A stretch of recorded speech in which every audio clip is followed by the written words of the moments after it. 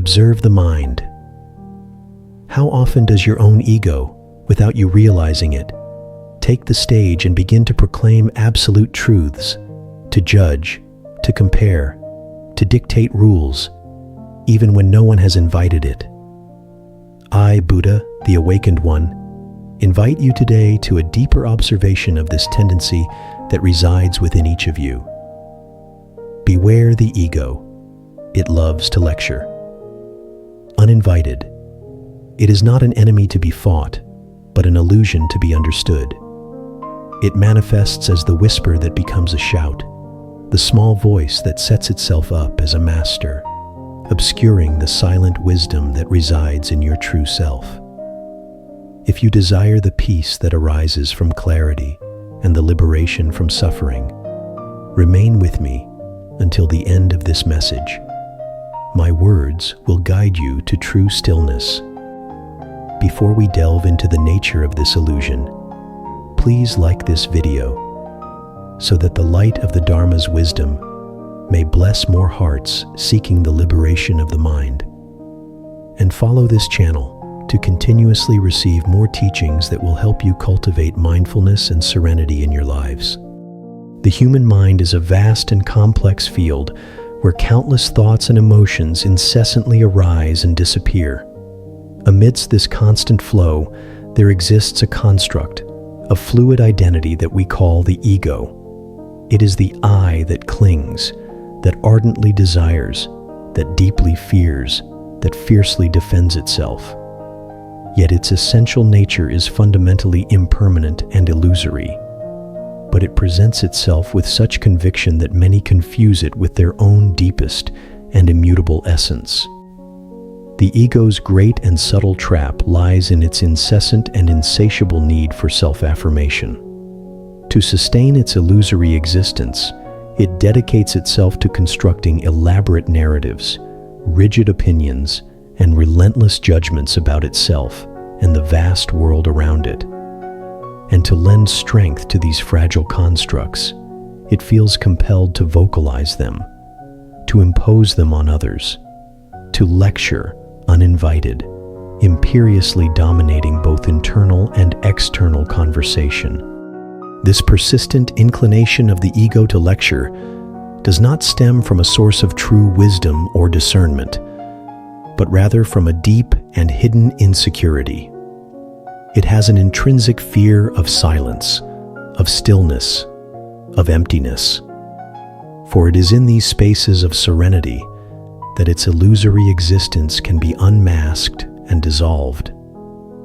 For this reason, it fills every environment with its dogmatic certainties, its constant laments, its superficial comparisons, and its unsolicited advice, tirelessly seeking validation for its own precarious existence.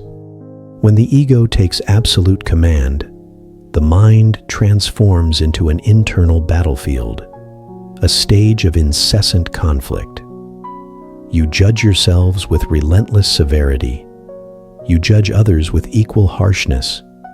You obsessively worry about the shadows of the past and the uncertainties of the future, and you desperately cling to unrealistic expectations.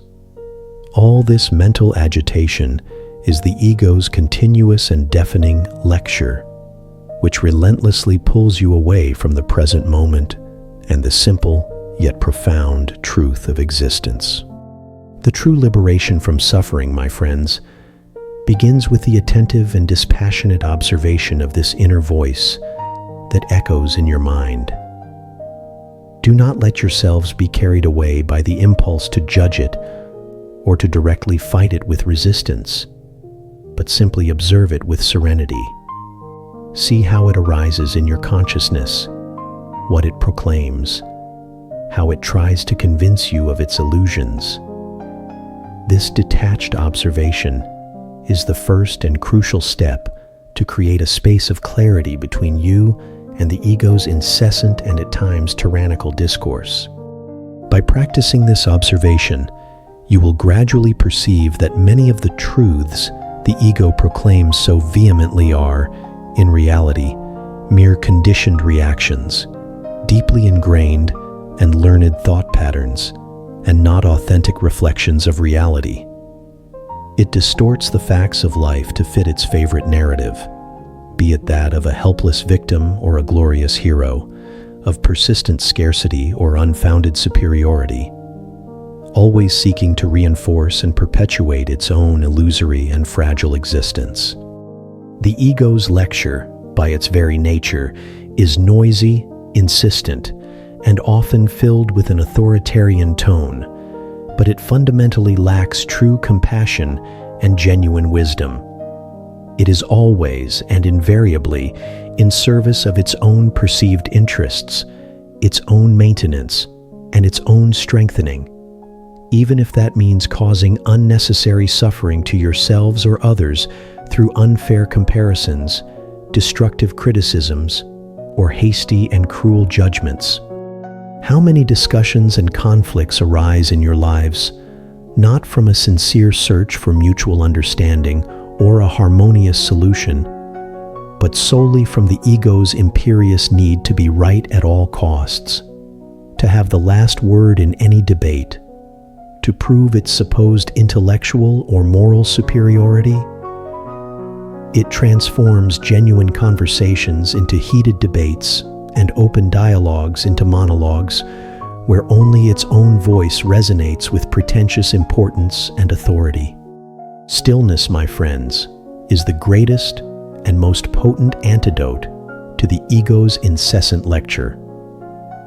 When you diligently cultivate inner silence through the practice of meditation, serene contemplation, or simple mindfulness, the ego's strident voice gradually loses its strength and its dominion over you.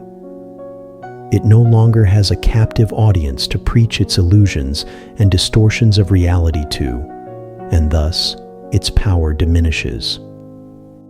True wisdom does not need a stage to manifest. It reveals itself in the deep calm of the mind and heart. It does not need to shout to be heard. It whispers gently in the innermost recess of your being. It does not need to convince or persuade. It simply is, an intrinsic truth that reveals itself.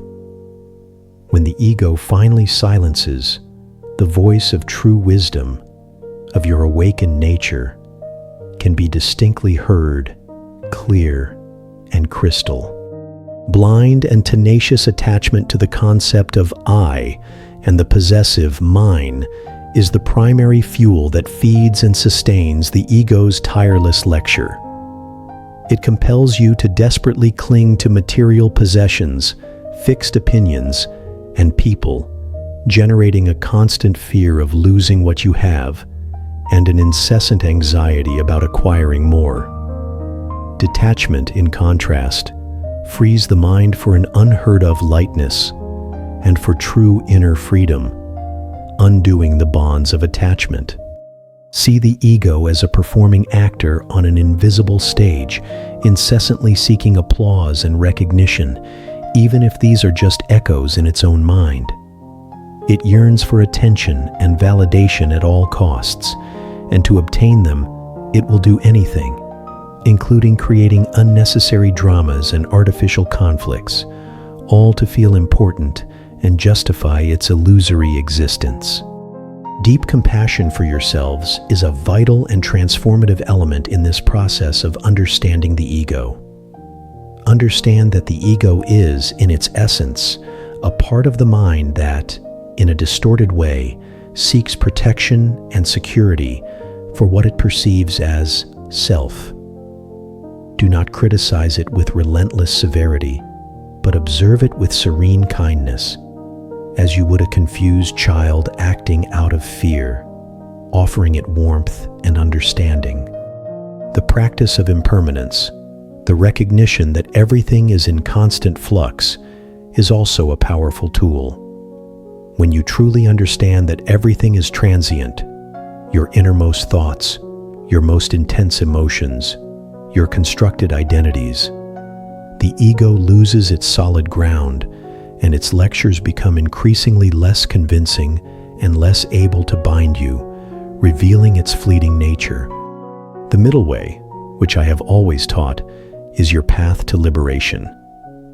Do not become radical ascetics who deny life and its experiences, nor blindly plunge into hedonism in search of ephemeral pleasures. Find the subtle balance, the precise discernment between extremes. It is in this middle ground that the ego loses its rigid polarity and its voice loses its harshness and inflexibility, revealing the mind's malleability. Disinterested generosity, true altruism emanating from the heart, are like powerful antidotes to the ego's lecture. When you give freely and expect absolutely nothing in return, the identity of the self that is always calculating its own gains and losses begins to dissolve. The mind then expands wonderfully beyond its own narrow limitations, embracing a vastness that was once inconceivable. Burning anger, corroding envy, inflated pride. These are all bitter fruits of the ego's incessant lectures.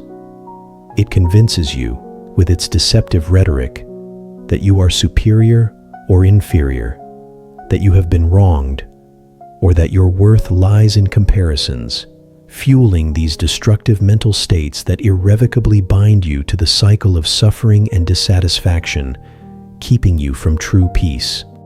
Constantly remember the profound truth of non-self, of anatta. There is no permanent, solid, and separate ego, an immutable entity that is your essence. It is, in reality, a fleeting construct of thoughts, sensations, and perceptions in constant flux and transformation. When you perceive this emptiness and the illusory nature of the ego, the voice that lectures you reveals itself only as a distant and unsubstantial echo, losing its power.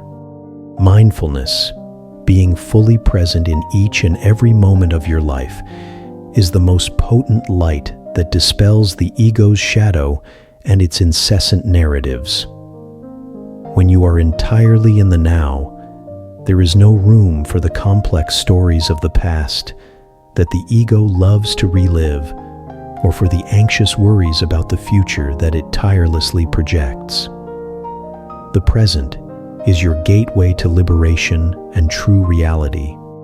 May the wisdom of the Dharma, which I share with you, guide you with clarity to silence the ego's uninvited voice, revealing the deep peace and stillness that already reside within you, waiting to be discovered.